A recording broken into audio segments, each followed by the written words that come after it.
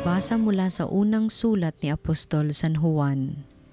Minamahal kong mga kapatid, mag-ibigan tayo sapagkat mula sa Diyos ang pag-ibig. Ang bawat umiibig ay anak ng Diyos at kumikilala sa Diyos. Ang hindi umiibig ay hindi kumikilala sa Diyos, sapagkat ang Diyos ay pag-ibig. Inihayag ng Diyos ang kanyang pag-ibig sa atin nang suguin niya ang kanyang bugtong na anak upang magkaroon tayo ng buhay sa pamamagitan niya.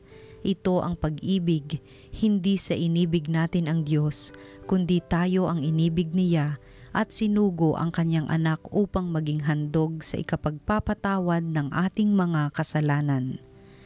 Ang salita ng Diyos.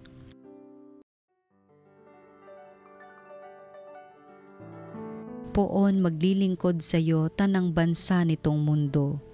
Turuan mo yaong haring humatol ng katuwiran, sa taglay mong katarungan o Diyos siya'y bahaginan, upang siya'y maging tapat mamahala sa iyong bayan, at pati sa mahihirap maging tapat siyang tunay.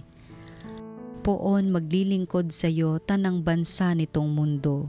Ang lupainawa niya'y umunlad at managana, maghari ang katarungan sa lupain nitong bansa. Maging tapat itong hari sa paghatol sa mahirap at ang mga taong walay pag-ukulan ng paglingap. Poon magbuhay na matwid sa kanyang bansa nitong mundo, madama ng bansa niya at umunlad habang buhay. Yaong kanyang kaharian ay palawak ng palawak, mula sa ilog Eufrates sa daigdig ay kakalat.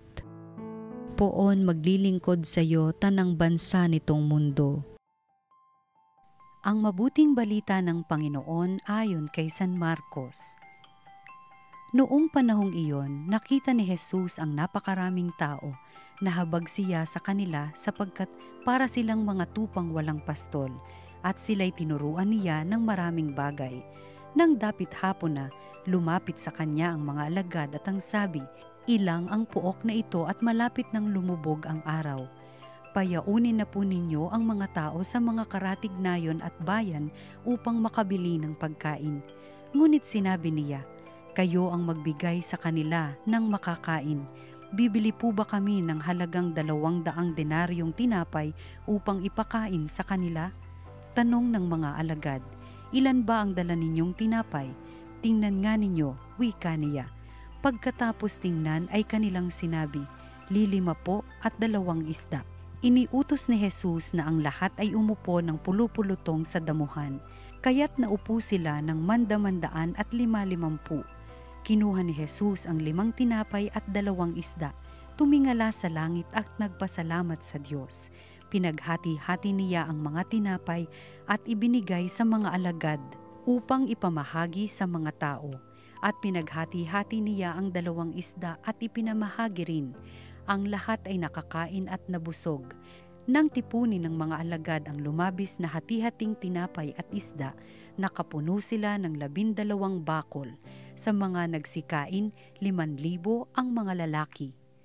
Ang mabuting balita ng Panginoon. Pinupuri ka namin, Panginoong Hesukristo.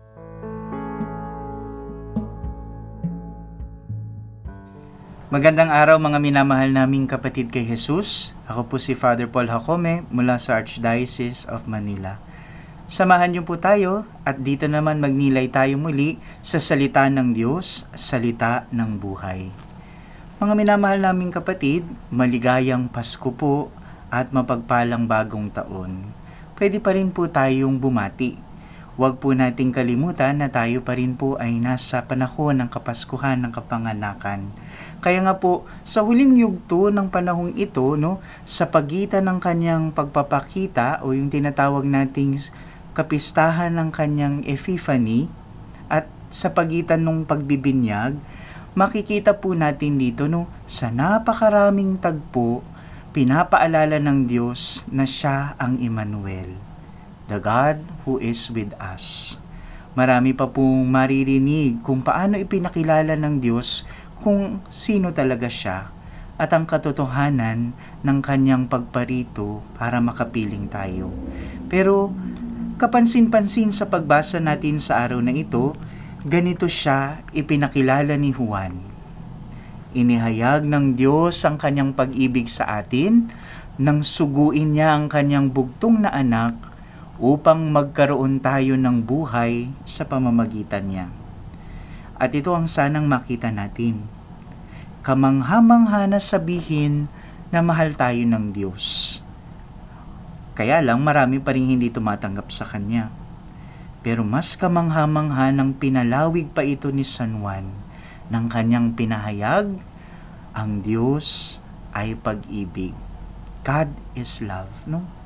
Dito pa lang makikita na natin ang katotohanan sa pagparito niya. Ang Diyos na pag-ibig ay ang Diyos na sumasa atin.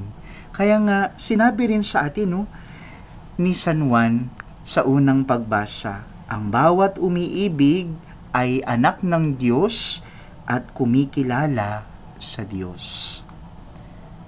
Ganun rin ang dapat nating makita. Love is not simply something that God does. It is who He is, no? Ang pagmamahal daw, hindi lang basta yung ginagawa ng Diyos. Ito ang katotohanan ng kanyang pagka-Diyos. Ang Diyos ay pag-ibig, no? Kung ating itong iuugnay sa napakagandang ebanghelyo sa araw na ito, naririnig natin, no? Si Jesus ipinakilala sa atin bilang isang taong may puso. Alam natin, siya'y Diyos na totoo at taong totoo. At sa kanyang kabuang pagkatao, ipinakilala rin niya ang katotohanan ng pagka-Diyos niya. Sabi pa nga doon, no? His heart was moved with pity. Nahabag siya. Kaya dito pa lang malalaman na natin, no? Nararamdaman ng Diyos ang lahat ng ating pinagdadaanan. Nung nahabag siya sa kalunos-lunos ng kalagayan ng mga taong sumusunod sa Kanya, alam natin, ang Diyos hindi siya yung parang nasa likod lang ng mga ulap, na para bang ang layo-layo niya. Ang Diyos na sumasa atin, ramdam niya kung ano ang nararamdaman natin. Ikalawa, napansin nyo rin po, sinabi doon ng pagkakataong iyon, parang sila ay nasa isang ilang na lugar, no? They were in a deserted place, at sabi pa doon, madilim na. Gabi na, it is already late. Anong pinapahayag sa atin dito, no? Na kahit daw po sa mga lugar na tila baga malayo at kinalimutan na, sa mga bahagi ng buhay na pinabayaan na, no? Naroon pa rin ang Diyos. Naroon at nakikitang nagmamalasakit. Kaya nga po babalik pa rin tayo sa katotohanan, no? Katotohanan na God will always meet us where we are. No?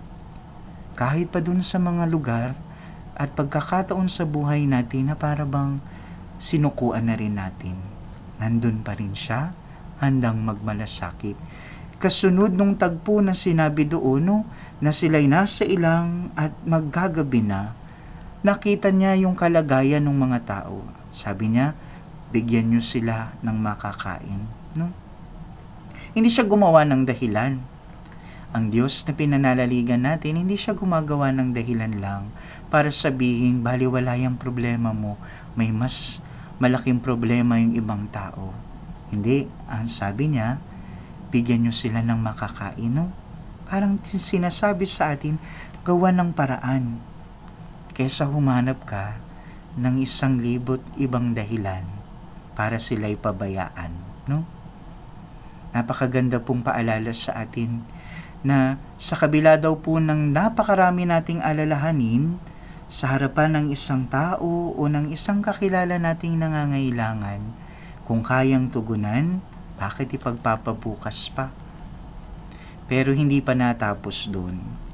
Tandaan natin, sa bandang dulo ng tagpo nila, sinabi roon, siya mismo ang gumawa ng paraan din, no?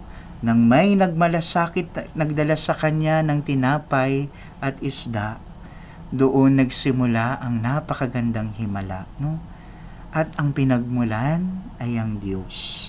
Siya pa rin ang gagawa at gagawa. Kaya nga, ito ang tandaan natin, mga minamahal kong kapatid, anuman daw po ang hindi natin pinagkait sa Kanya, ibabalik at ibabalik ng Diyos. Siksik, liglig at parating umaapaw. Kaya nga sinabi doon, nakapagtipon pa sila ng ilang mga lalagyan dahil sobra pa. Pero dahil may nagbigay, may nagbukas, nang ito'y binasbasan ng Diyos, lalo pang umapaw. Kaya nga masasabi natin, we can never outdone God in His generosity. At nagsimula iyon sa pagbubukas ng tao, sa kalooban rin ng Diyos. At dito po, narinig sa Ebanghelyong ating ipinahayag, yung tinatawag po nating Eucharistic actions, yung mga pagkilos na nagaganap rin sa banal na Eucharistia. At sabi nga po ng isang Santo Papa, yung Eucharistic actions na ito, yung taken, blessed, broken, and shared, ito daw po yung formula ng consecration, Parang sinasabi sa atin, sa ganitong paraan, nagiging totoo at nagiging konkreto ang Diyos sa piling natin. Pero ang sinasabi rin sa atin, this formula should no longer be just a formula of consecration, but a formula of life, Kaya nga paalala, kung paano rin ang Eucharistia ay nagiging totoo sa buhay natin, ito rin nawa ang maging makatotohanan sa iba. Paalala po, you are taken. You are blessed immeasurably. You might be broken in some other ways, but you are always meant to be shared. Makikita nyo po, ang bawat isa ay pinili. Ang bawat isa rin, hindi man natin hiniling, biniyayaan tayo ng sobra-sobra. Ang bawat isa, sa kanya-kanyang mga pagkakataon, nakikita rin natin at alam natin may kanya-kanya tayong pinagdadaanan. Ngunit kahit sa ating mga pinagdadaanan sa buhay, sa ganitong diwa rin tayo inaanyayahang lalong maging bukas sa pagbibigay. It is always meant to be our lifestyle, Sa pagpapakilala daw natin sa Diyos na parating sumasa atin, ganito rin sana natin siya ipakilala sa mundong nag-aantay. We must reveal our God as the God of love. Ang Diyos ay pag-ibig. Ito rin ang paanyayang sanang yakapin natin, Sa mga bagay na alam natin sa buhay natin. The Lord takes, the Lord blesses, and at the same time, though we are broken, we are meant to be shared. Let us reveal God's love, and let us also reveal God who will always be love. Maraming salamat po mga minamahal kong kapatid, at sana batiin pa rin natin ang bawat isa maligayang Pasko, sapagkat ang Diyos ay parating sumasa atin at kapiling natin. Ipakilala natin ang Diyos ay pag-ibig. Amen.